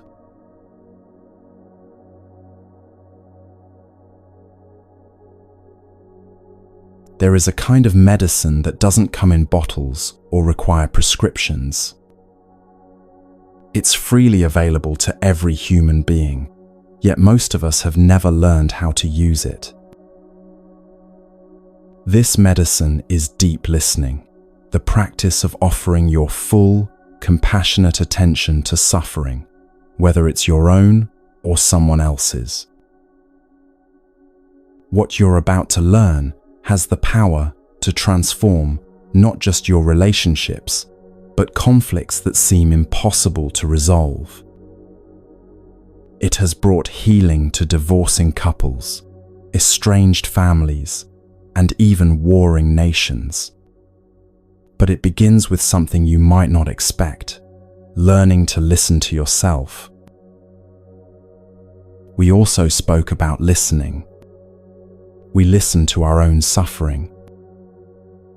While you hold your suffering tenderly, you can listen to it because you have mindfulness in you. You have the energies of mindfulness and concentration in you. You are not afraid of the pain in you. With that energy of mindfulness and concentration, you can look deeply into the nature of your suffering. You can listen to your own suffering. This is where all healing begins, with the courage to listen to your own pain without judgment, without trying to fix it or make it go away. Most of us have been running from our own suffering for so long that we've forgotten it has something important to tell us. When you sit quietly and bring mindful attention to your inner experience, you might hear things you've been avoiding for years. You might hear the voice of the child who felt abandoned or misunderstood. You might hear the teenager who never felt good enough. You might hear the young adult who made choices from fear rather than love. You might hear the accumulated grief of losses you never fully grieved. Because your suffering may carry within itself the suffering of your father, of your mother, of your ancestors. And understanding your suffering, you understand the suffering of your mother, your father, and your ancestors. This is one of the most profound insights in all of Buddhist psychology. Your pain isn't entirely your own. It carries within it the unhealed wounds of those who came before you. The way your parents struggled with anger, the way your grandparents dealt with loss, the collective trauma of your ancestral line, all of this lives within you. When you look at the other person deeply and with mindfulness, you have a chance to see the suffering in him or in her. That person does not know how to handle the suffering in him. He continues to be the victim of his own suffering. He makes himself suffer, and he makes the people around suffer, including you. So far, no one has told him. So far, no one has helped him to understand and transform his suffering. That is why he continues to suffer and to make the people around him suffer. When you suffer, you make people suffer, even the people you love. Therefore, you should try to understand your own suffering in order to suffer less. Because understanding always brings about compassion. When you look at the other person deeply, and if you recognize the suffering in him or her, then you see that this person is the victim of his own suffering. And suddenly, understanding arises in you, and you are not angry at him anymore. You don't want to punish anymore. Your anger vanishes. Instead, you want to do something, to say something to help him or her suffer less. It means that understanding suffering has already brought compassion into the heart. Now you can begin to look at him with compassion, and you don't suffer anymore. Compassion makes it possible for you to stop suffering. The Buddha taught that understanding is love's other name. This isn't just beautiful poetry. It's a practical truth about how human healing works. When you truly understand someone's suffering, compassion arises naturally. You can't force compassion, but you can cultivate understanding, and compassion will follow. Let me tell you about one of the most powerful examples of deep listening I've ever witnessed. It happened not in a therapy office or meditation center, but in a small monastery where sworn enemies learned to see each other as human beings. In the past, groups of Israelis and Palestinians came to practice. It was very difficult in the beginning. They did not look at each other. I guess that when they look at each other, they suffer. So they were allowed to stay in different places, and on the first days, they were helped to practice in order to get in touch with the refreshing and healing elements in nature. Walking meditation, sitting meditation, tea meditation, mindful eating, singing songs of the Dharma, and then they were initiated to the practice of listening to their own suffering. And it's only in the second week that the two groups were brought together for the practice of listening deeply to each other. Think about how wise this approach was. Before asking people to listen to their enemies, they were first taught to listen to themselves. They spent days learning to be present with their own pain, their own fears, their own grief. Only when they had developed some capacity for self-compassion were they ready to extend that same quality of listening to others. One group is invited to speak out, and they have been instructed that they can tell everything about their suffering. You can tell the other group every kind of suffering that you have undergone. Children and adults. You can tell them everything, but please use a kind of speech that can help them to understand. Don't blame, don't accuse, just tell them how you suffer, your children, your adults. Because if you use that kind of speech, you help them to understand. The purpose is to help them to understand your own suffering. Do not blame, do not accuse, just tell them of your suffering, the suffering you have undergone. And with the other group, who will be practicing deep listening, they sit, breathe, and listen with the practice of mindfulness of compassion. because they also have a lot of suffering in them. So the purpose of this session is just to listen so that they can speak out, empty their hearts, and suffer less. What happened next was extraordinary. When you listen like that, you recognize that the other side, they have suffered exactly the same thing, like on your side, children and adults. Before that, you believed that only you suffer. The other side does not suffer. They are only the cause of your suffering. You believe that the other side is the cause of your suffering. But when you suffer, you listen like that, you suddenly realize that they are human beings who have suffered exactly like on your side. And for the first time, you see them as living beings, full of suffering. And that kind of insight helps anger to go down in you.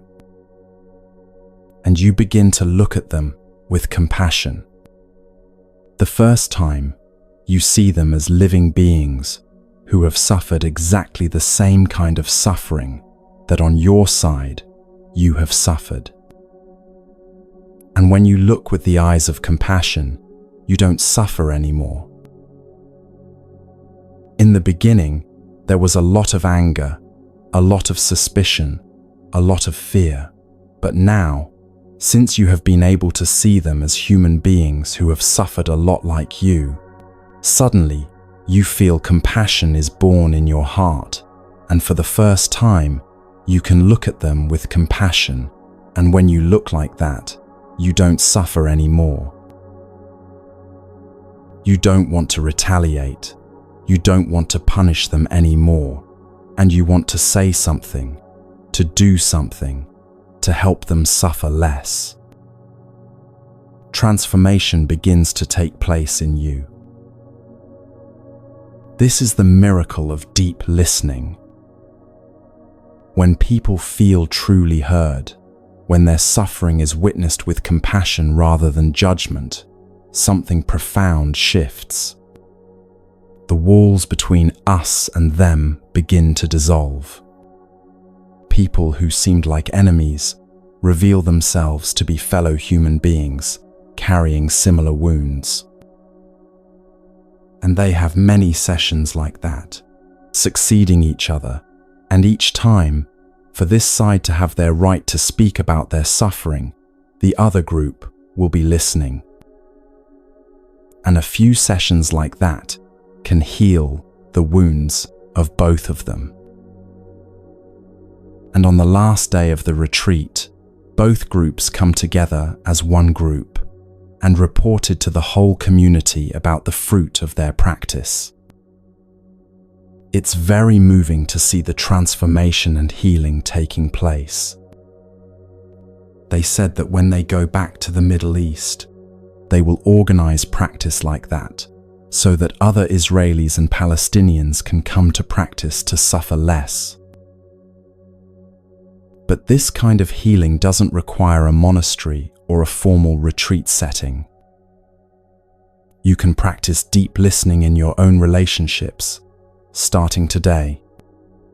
The key is understanding what makes listening truly healing versus what makes it harmful. When you listen to him or to her, practice mindfulness of compassion so that compassion stays with you for the whole session, and you are able to listen to him 1 hour, 1 hour and a half or so. But here's the most important part. You have to train yourself first. You train yourself in the art of listening to yourself. You train yourself in order to see the suffering in you. And then you train yourself to see the suffering in him or in her.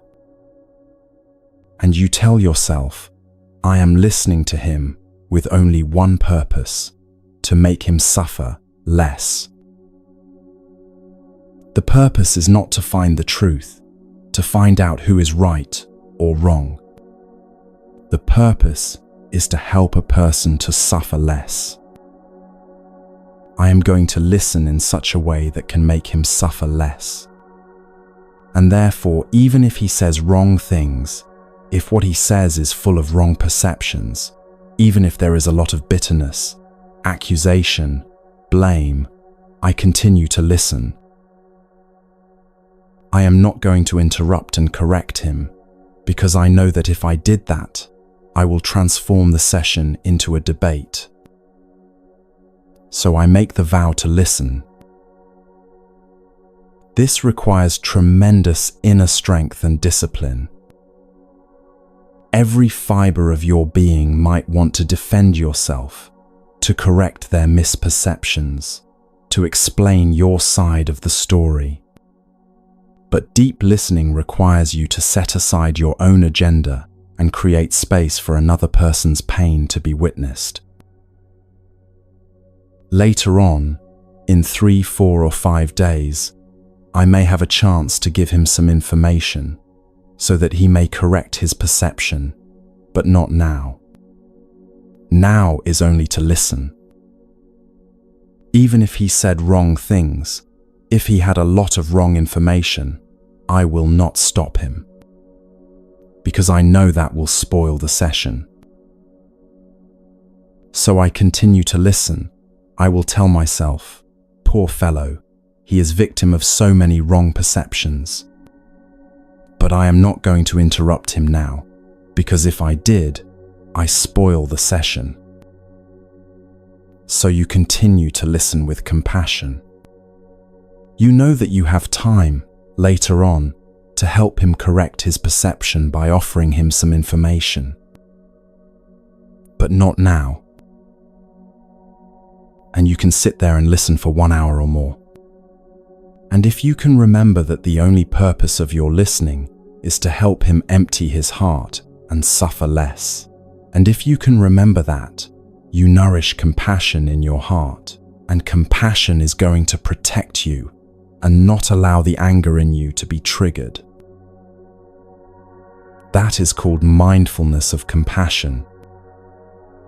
And during the time you listen to him or to her, practice mindfulness of compassion so that compassion stays with you for the whole session and you are able to listen to him 1 hour, 1 hour and a half or so.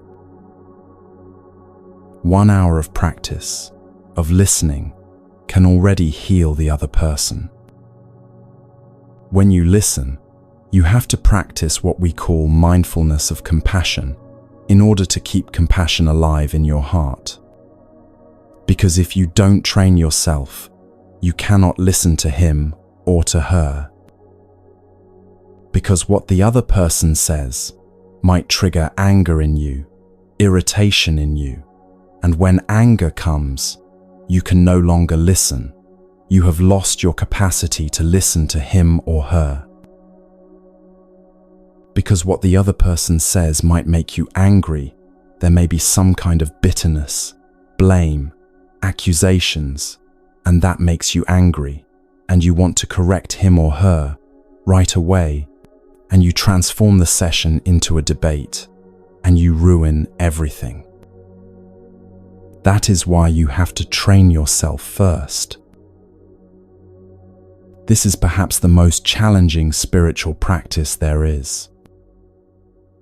It requires you to stay open-hearted in the face of blame, to remain compassionate when someone is attacking you, to see past their words to the pain beneath them.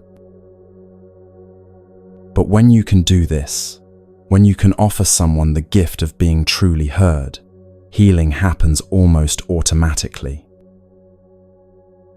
The practice of deep listening, compassionate listening, and loving speech can always restore communication and bring about reconciliation. You have to understand yourself. You have to listen to yourself. You have to reconcile with yourself, because there may be a deep conflict within. And once you have been able to reconcile with yourself, you can reconcile very easily with the other person and end the difficulties in your relationship. This is the ultimate truth about healing relationships. It begins with you. You cannot give someone else the quality of listening and compassion that you haven't first given to yourself. You cannot heal the conflicts in your relationships until you've learned to heal the conflicts within your own heart. When you practice deep listening, whether to yourself or others, you're participating in the healing of the world. Because every time someone feels truly heard, every time understanding replaces judgment, every time compassion dissolves anger, you're contributing to a more peaceful world. Take a moment now to consider who in your life most needs to be heard. Who is carrying pain that they haven't been able to express? And perhaps most importantly, what parts of yourself have been waiting for your own compassionate listening? The medicine of being heard is freely available. You can offer it to others, and you can give it to yourself. This is how understanding becomes love. This is how listening becomes healing.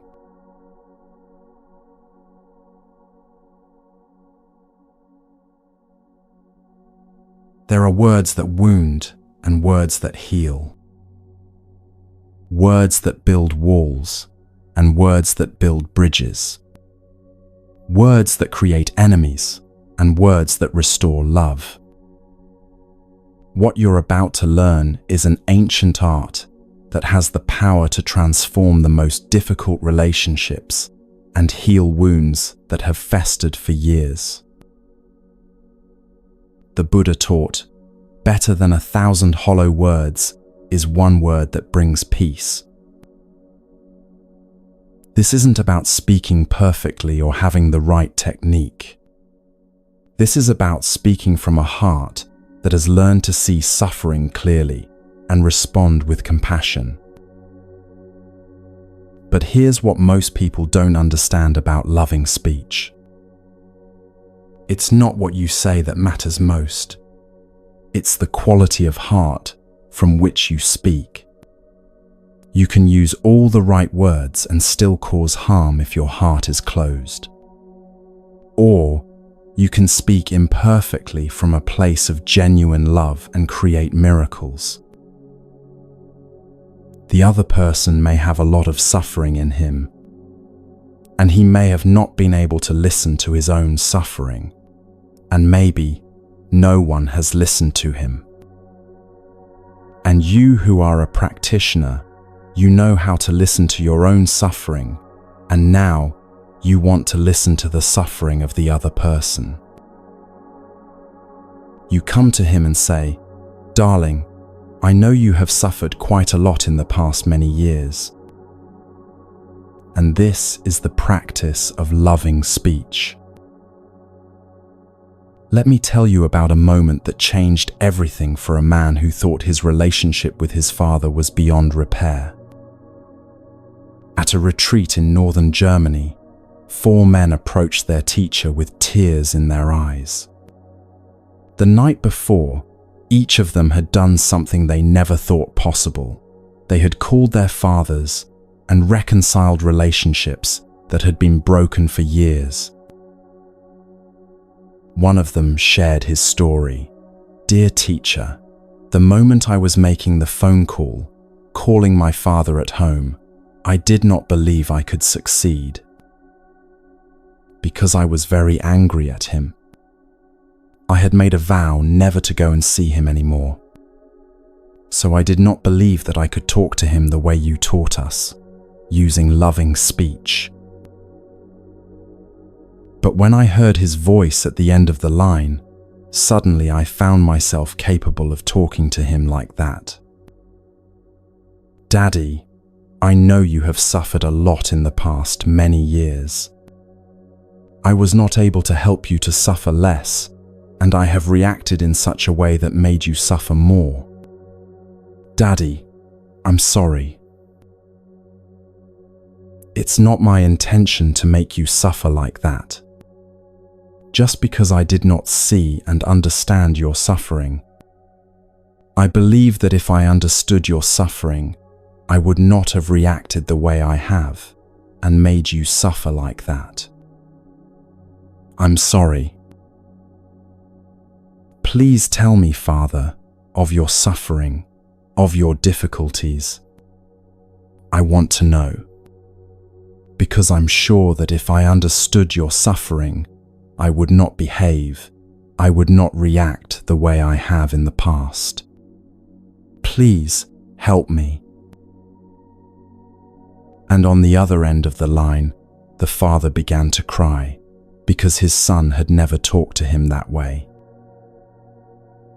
This is the power of loving speech. It doesn't require perfect words or flawless delivery. It requires a heart that has learned to see past the surface behaviors to the suffering underneath. Tender, gentle speech, which is the practice of the fourth mindfulness training. You go to him or to her, and because you have some compassion in your heart, you have seen the suffering in him or in her. That is why you can use easily what we call loving speech. But how do you find this quality of speech when you're hurt, angry, or frustrated? How do you speak with love to someone who has caused you pain? The answer lies in understanding what loving speech actually is and what it isn't. Loving speech isn't about being nice or avoiding conflict. It's not about pretending everything is fine when it isn't. It's not about saying what you think the other person wants to hear. Loving speech is truth spoken from compassion. It's honesty delivered with the intention to heal rather than harm. Let me share with you another story that demonstrates just how powerful this practice can be, even when it seems impossible. There was a woman in America, a Catholic, who wanted to commit suicide because she did not see a way out. The husband was a university professor. They had children who were in college, but they did not have happiness because there was a lot of anger in him, despair in her, and there was no communication. She described him as a kind of bomb, ready to explode at any time. That woman had a friend who was a Buddhist practitioner of mindfulness. And the Buddhist woman always tried to get her to listen to a Dharma talk about diffusing a bomb. Because the Catholic woman always said, "My husband was like a bomb, so much anger ready to explode at any time." So the Buddhist woman said, "I have a Dharma talk given by my teacher about how to diffuse a bomb. So why don't you listen and learn to help your husband to transform his anger?" But the Catholic woman said, "But I am a Catholic. Why do I have to listen to a Dharma talk?" So she refused. But one day, she was in despair, and she telephoned her friend, "My dear friend, I am going to kill myself tonight." And the Buddhist woman said, "Well, please come and visit me before you do so. Take a taxi, come, and tell me what is wrong." When the Catholic woman came, the Buddhist woman said something that changed everything. "Dear friend, you have told me several times that I am your best friend, and yet I don't believe it so much, because the only request that I made is for you to listen to the talk of my teacher, but you refused. How can I believe that you are my best friend at all?" That was a kind of loving challenge. And the Catholic woman thought to herself, "Well, to satisfy her request is not so difficult, so I am going to listen to that talk, and I will go home and kill myself later on." So the Buddhist woman gave her the cassette tape, withdrew, and allowed the Catholic woman to be alone and listen to the talk.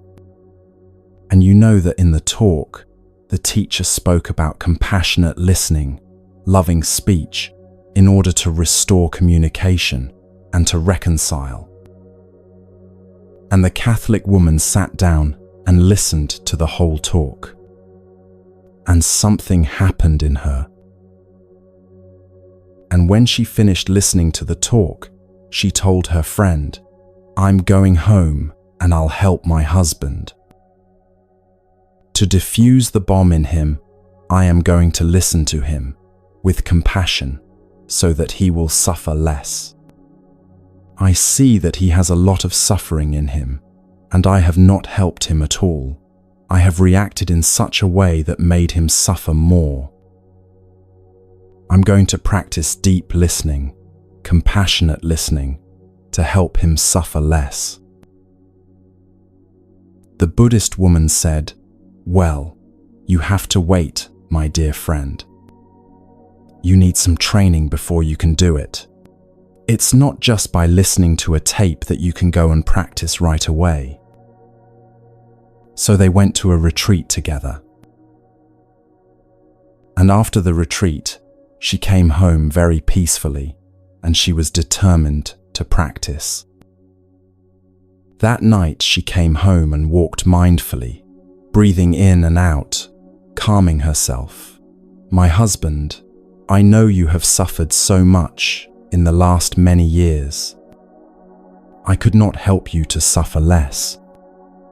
And I have reacted angrily and made you suffer much more.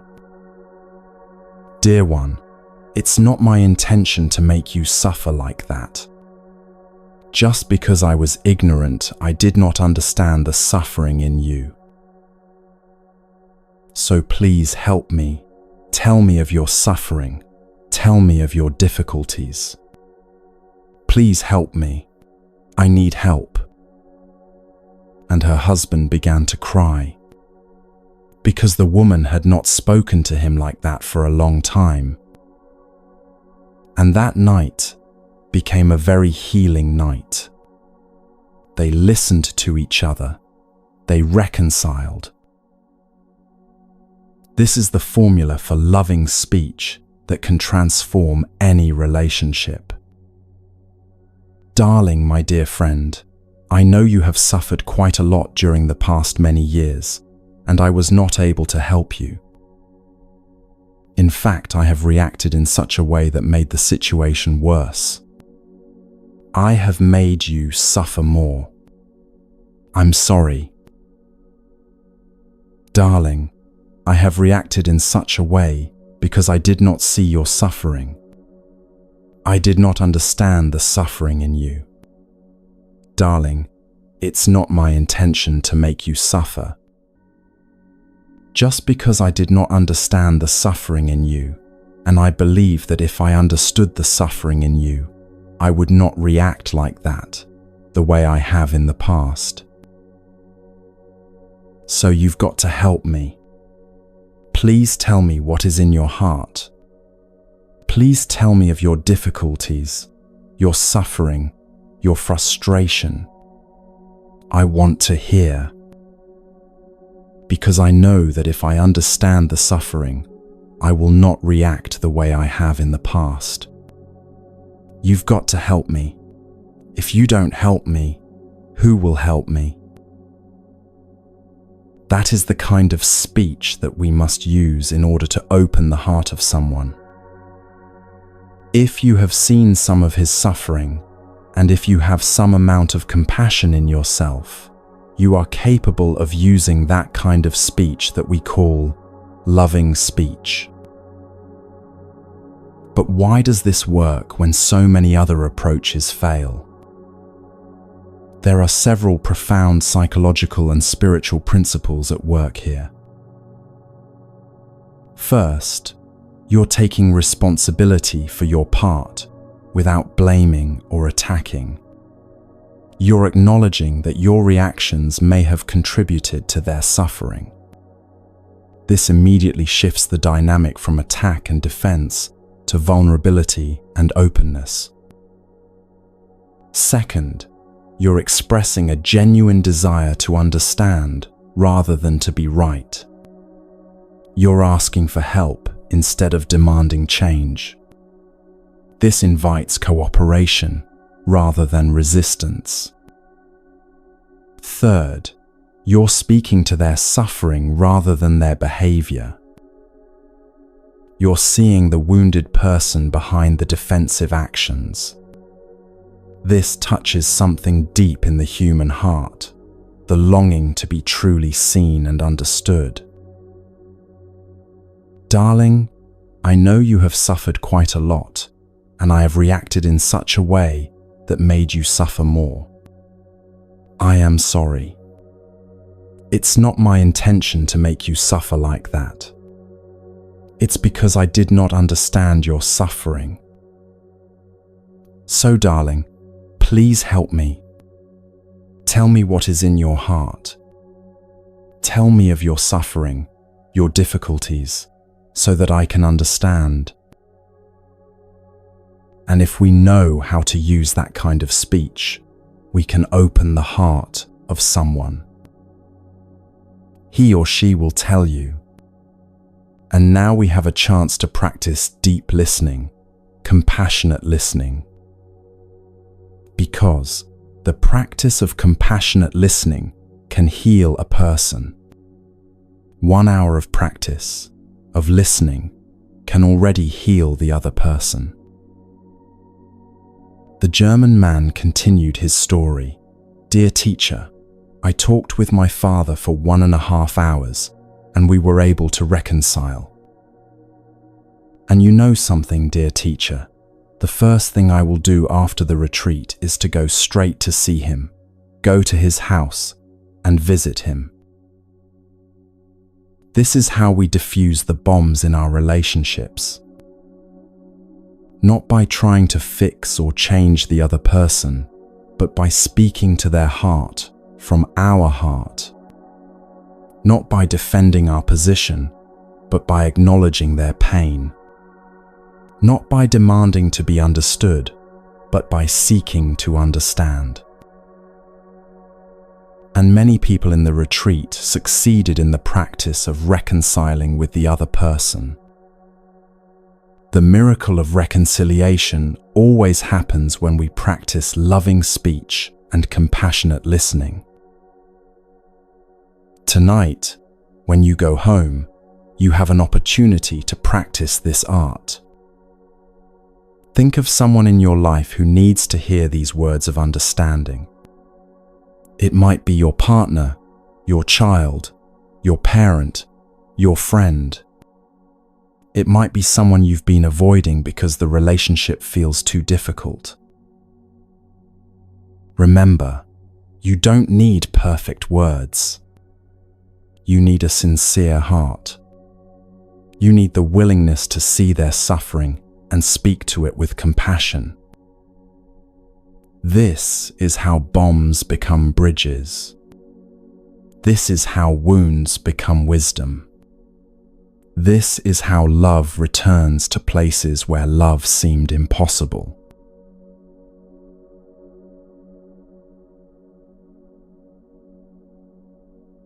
We've traveled together through ancient wisdom that feels as fresh as this morning's breath. You've learned that freedom isn't something you achieve someday when all your problems are solved. It's something you can touch with your very next breath. But knowing this and living this are two different things. So how do you carry this practice into the beautiful messiness of your daily life?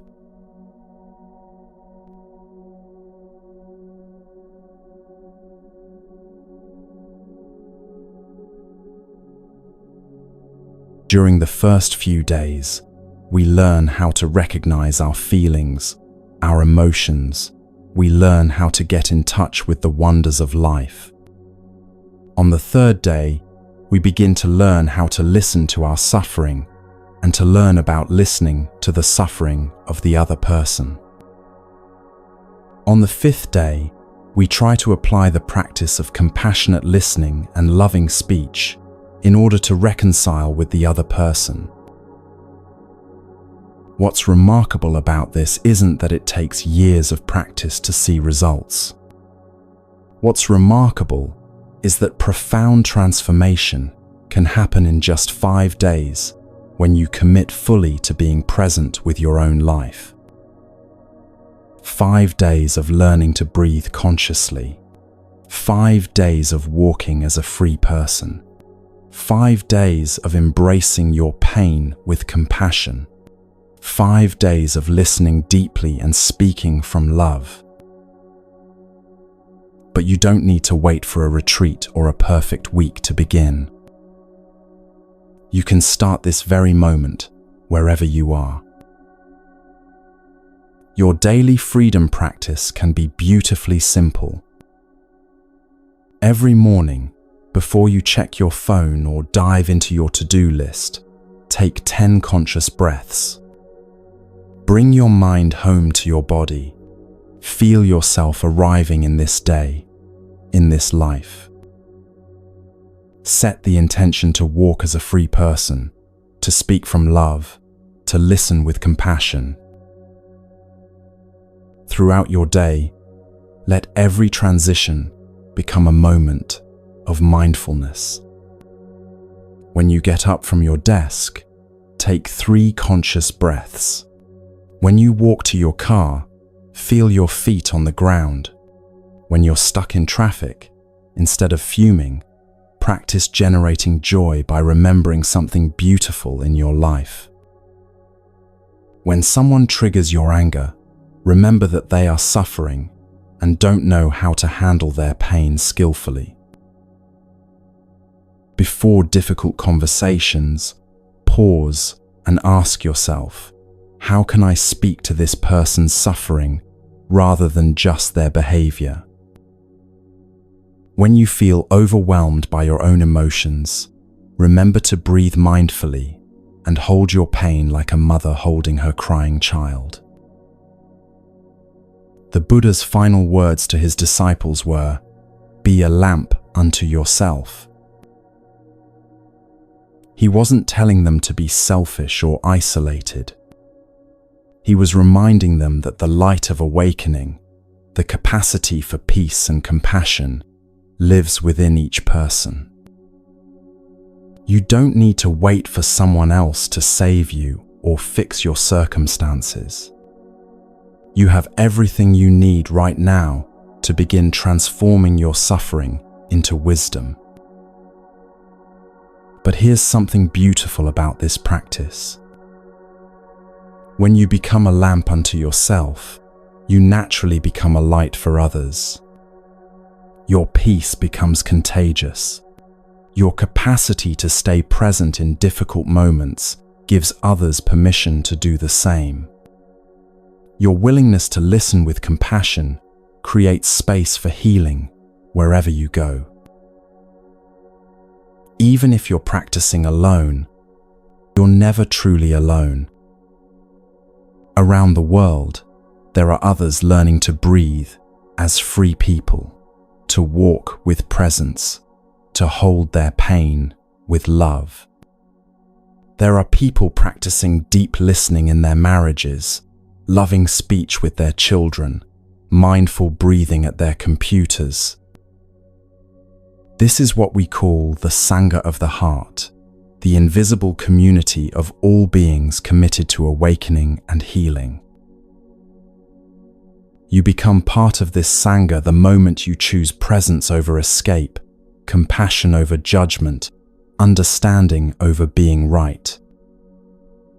Every time you pause to breathe consciously, you strengthen this web of consciousness. Every time you listen to someone's pain without trying to fix them, you contribute to the healing of our world. So where do you begin? You begin exactly where you are. You begin with whatever is present, your joy, your sorrow, your fear, your hope. You begin by bringing your mind home to your body with one conscious breath. You begin by taking one mindful step. You begin by offering one moment of compassionate listening to yourself. The way out is in. The path to healing your relationships begins with healing your relationship with yourself. The way to create a more peaceful world begins with finding peace in your own heart. You cannot give what you don't have, but what you cultivate within yourself becomes a gift to everyone you meet. This practice will change your life, but not in the way you might expect. It won't make your problems disappear or guarantee that difficult people become easy. But it will give you the capacity to meet whatever arises with presence, wisdom, and love. It will teach you that you are much stronger and more resilient than you ever imagined. And here's the beautiful truth about walking this path. Your own healing naturally extends to others. When you learn to transform your suffering into compassion, you become a source of healing in your family, your workplace, your community. When you learn to breathe as a free person, you give others permission to remember their own freedom. Right now, wherever you are in this world, take a moment to feel the miracle of being alive. Feel your breath moving in and out of your body. Feel your heart beating steadily in your chest. Feel the aliveness flowing through every cell. This is your life. This is your opportunity. This is your invitation to freedom. May you breathe as a free person. May you walk as a free person. May your presence bring healing to all those whose lives you touch. May your practice contribute to the awakening of our world. May all beings be free from suffering. May all beings find peace.